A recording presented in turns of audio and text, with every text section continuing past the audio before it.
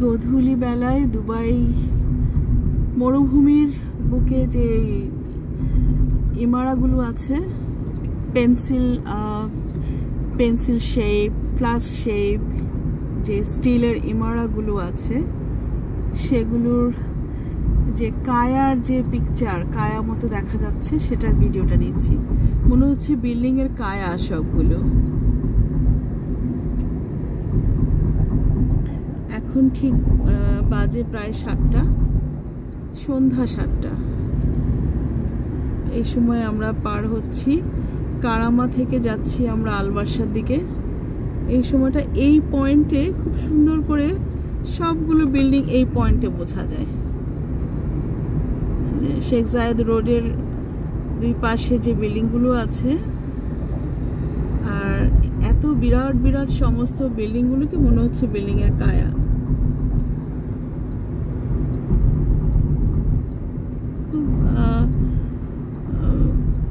অতি প্রাকৃত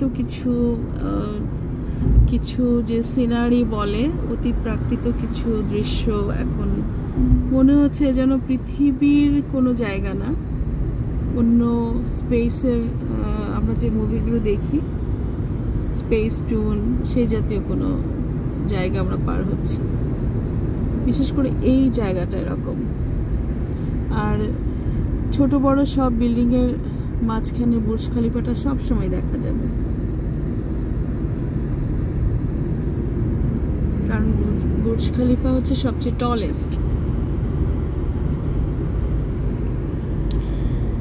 দুবাইয়ের সন্ধ্যাবেলার বিল্ডিং এর সৌন্দর্য,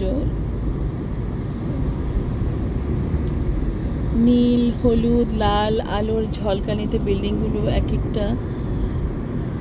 একটা যেন সমস্ত চমৎকার চমৎকার অবয়ব নিয়ে প্রেজেন্ট করছে নিজেদেরকে। অথচ দিনের বেলায় বিল্ডিংগুলো সম্পূর্ণ অন্যরকম। দিনের বেলা যে সুন্দর না তা না, দিনের বেলা একটা ডিফারেন্ট সৌন্দর্য, মরুভূমির ধূসর রঙের সাথে মিলিয়ে যায় বিল্ডিং এর রঙগুলো। সন্ধ্যাবেলা কর্মজীবী মানুষরা সন্ধ্যা থেকে, দুপুর থেকে মাঝরাত, মাঝরাত থেকে আবার দুপুর, দুইটা শিফটে কাজ করে। যেমন ফুড ডেলিভারির ছেলেটা যাচ্ছে। বিল্ডিং এর উঁচু ফ্লোরের টপ লাইন পেতে আমার ক্যামেরা নিচে থেকে উপরে উঠাতে হচ্ছে ক্রমাগত। আর সবগুলো বিল্ডিং এর গায়ে কিন্তু ওদের যে রিয়েল এস্টেটের যে নামগুলো, ওগুলো কিন্তু বড় বড় লেটারে খোদাই করা থাকে, যে শোভা হচ্ছে প্রপার্টিজ।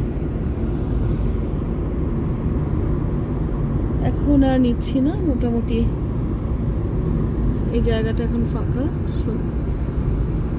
তো রেখে দিচ্ছি আজকে যাত্রাপথের মরুভূমির সৌন্দর্য রাতের বেলা।